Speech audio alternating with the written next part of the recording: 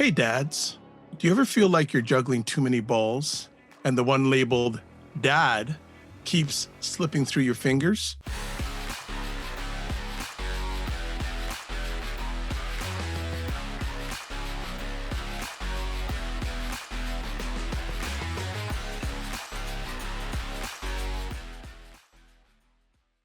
Hey dads, do you ever feel like you're juggling too many balls and the one labeled dad keeps slipping through your fingers? You're not alone. Every father wrestles with the tension between work, family, and personal time. But what if balance isn't about doing it all? It's about choosing what really matters.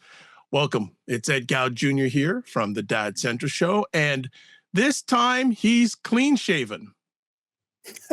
True song of Dad Central and the Dad Good. What's Central going on, Drew? podcast. This is like so timely because I just finished a like 2 week my ideal schedule, which we'll talk a little bit more about. But because there feels like there's so much going on. I just also sent an email to my parents who are wonderful sports, basically saying, "Hey, here's our fall schedule." And I had to list all the kids, their activities, when they were, where they were, what time. And you're like, man, this is a lot of stuff. You gotta be organized to be able to balance it all, or to at least manage it all. So, anyways, this is I think a timely conversation. Excellent. Like today, we're going to be talking about fatherhood and balance, and we're going to talk about the challenge of balancing fatherhood with other responsibilities. And we're going to set the scene. We're going to go 3 pillars of balance, and we're going to have some real life strategies and insights. So before we kick it off, Drew, you gave a little story. Is balancing fatherhood challenging for you? Well, I've maintained for years now that balance is actually a losing game. It's the wrong way to look at the realities of fatherhood or parenting, in that you know it, things in life are constantly changing, and you are constantly having to adapt to them. And the more that you think, oh, I've got to have things in balance. Think of this idea of these spinning plates, and you got to keep them all, or even this typical scale, right? If it's not perfectly balanced, you're off balance, and then you're like, well, things aren't right. I got to get it back to balance. I think that causes like a losing mentality. When you focus on, it's actually, think of it more of like a circle or a wheel or a pie, whatever you say, and you've got different areas of life that they all need to be integrated into the whole. When you approach it that way, say, okay, well, I can work with it because at certain points in times, parts of the whole might get bigger, such as work commitments and demands might be a difficult period of time for a few months. And guess what? That doesn't mean you're out of balance. It just means you have to reshift things around in that whole to be able to manage that period of time. And so I think the idea of how do you integrate all the different aspects and the demands of your life is a much healthier, more holistic approach to being successful in this challenge of how do you maintain balancing all the different demands and responsibilities. So that's more my approach. And I think we'll talk more about it, but we'll also address the real challenges, I think, that come up. Then, as we set into it, let's start with our first talking point. Setting the scene. Why do you feel balance is such a struggle for dads today? I mean, from my perspective, there's a lot of demands. There's a lot of change and a lot of uncertainty, right? If I reflect back on early days, so I started out with twins, and so at the time, I was trying to grow my career. I was really wanting to pursue more leadership opportunities, but I also then had 2 children at home, not just one, and I had a wife who owned a business and was trying to grow and build her business. And so, then we also had family, we had friends, we had our health, we had, just the realities of things that you got a lot going on in life. And so my experience, I'm sure, isn't unique. And there are many dads or families who have even more on their plate than what we would have had at that point in time. And so I think just the reality is life is busy. There's a lot going on. There's family, there's cultural expectations, there's our own internal, maybe even subconscious beliefs and attitudes that are contributing to some of the challenges. So there's a lot happening. And truthfully, I don't pay attention to the news intentionally, but if you are a person who is constantly in the news, there's enough to stress you out just there. Thinking about the world and the economy and the challenges and the tariffs and the discord and the uncertainty, like that in itself only adds to layers of uh, pressures or stressors that I believe make it such a struggle for dads today. Let alone the long held belief that dads are the providers, and we hold and take that in a good way, but sometimes it becomes becomes more of a burden and a significant stressor as opposed to a positive thing. So those are just some of my thoughts, Ed, but I'm sure you've worked with dads for years and years and years. So what can you add to that? I'll add two other things on top of the great things you shared. First, well, one you already mentioned, uncertainty. More and more things these days are uncertain. I was speaking with a former intern that worked with me a few years ago, and we caught up, and her dad just lost his job, and he is devastated. And it's an interesting situation because her father and mother are separated, but they're still involved in the co-parenting of this lady and her son, and it's just been very challenging.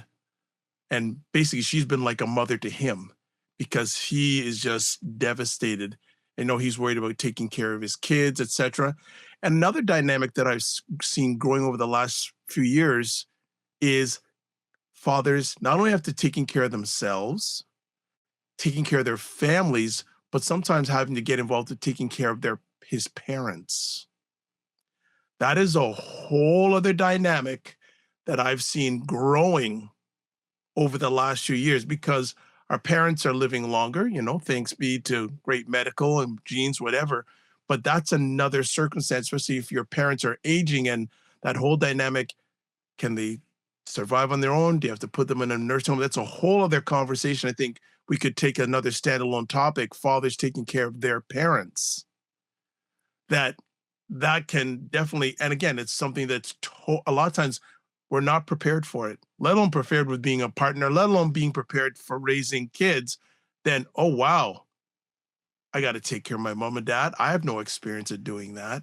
So that just puts a whole other dynamic in trying to walk through life at somewhat a good pace. Yeah. Now that we've stressed each other out, just sharing those load of stressors, let's shift the focus. Yeah, no problem. So let's next talk about three pillars in trying to maintain a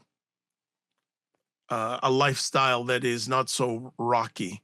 So, Drew, we got three P's. Go for it. Yeah, three P's. So first P is presence. The second P is provision. And the third P is personal well-being.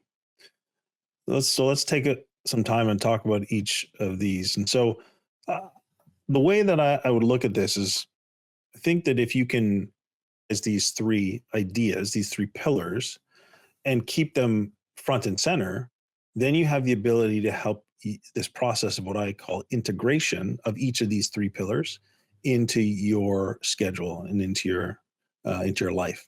And so presence is really, are you being intentional with your family time and intentionally fully engaging, being there? So, we've all talked or heard the stories of, dad who's there, but isn't there. Right. So, if you are there, then be present in terms of full attention, full engagement. If you are constantly having your mind elsewhere, it's pretty obvious to those who are around you. So presence, being very intentional when it is time for, and this is true of anything. You're at work, be intentional with focusing on work. When you're at the gym, be intentional and focusing on taking care of yourself. When you're at home, be intentional in keeping your presence where you are. You want to talk about provision, Ed, or add anything to that one? No, I think it's always important about having the presence, and I agree that intentionality, being consistent for many people. Well, right now we're in the beginning of when we're recording this, we're in the beginning of a new school year. How are you as a dad or male caregiver or provider? How are you going to have that presence? And that the age old thing we say is that it's not how much time you spend with your child or children, it's what do you do during that time, and make it consistent, because a lot of times our children are looking forward to that time.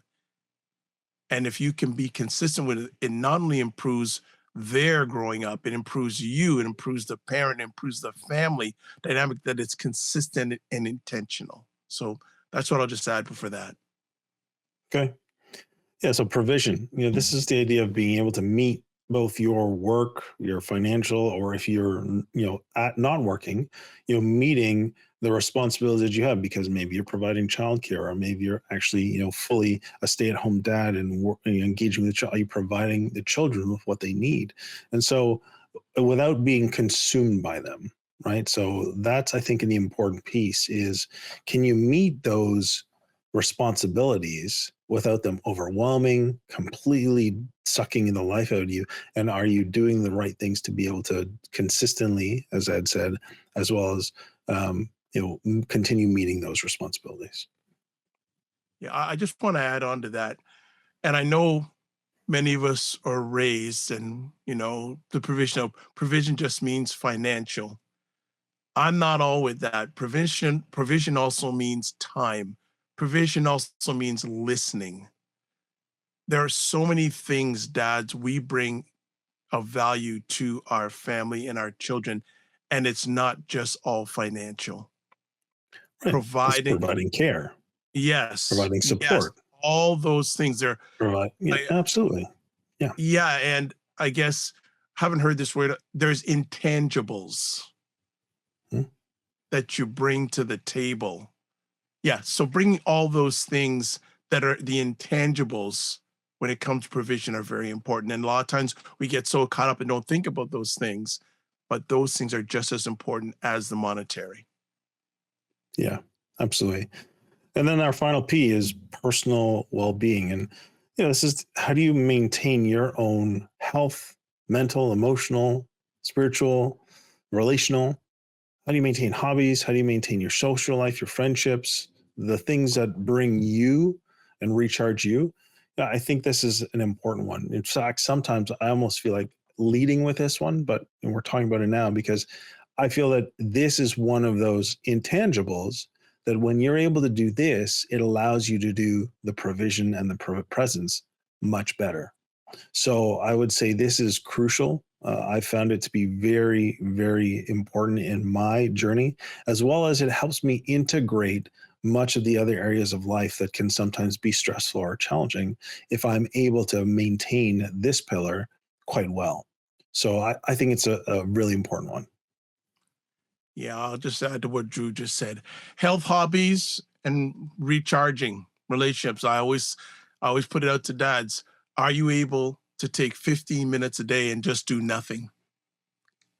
Just that 15 minutes can make a whole heap of difference. And also, too, if you're working, and many dads are going back to the office, that's a whole other conversation. I think we need to chat about that in a future episode. But, on your way home, just decompress, because when you open up that door, you don't know what you're going to get hit with. So take that time to just maintain presence, just have that quiet time so it gets your personal well being in a good place. So let's talk about real life strategies and insights, Drew. Yeah. So for me, the most important is prioritizing. The reality is, many people, if I ask, so what are your priorities in life? Uh, Sometimes they struggle. Oh, and or they're wishy washy. They're not really sure. They kind of tell you a bunch of stuff. You're like, so it sounds like everything's your priority. Well, no, but and as a coach in particular, I find this happens quite a bit. Is that when you start to drill down and really get under the surface and challenge people, they truly don't take enough time to identify what are my true priorities. And to me, this is something that's so crucial. If you are in a a relationship with a partner, you're married, you and your partner should have shared priorities that you both know are crucial and that you commit to supporting, as well as what's the word I'm looking for?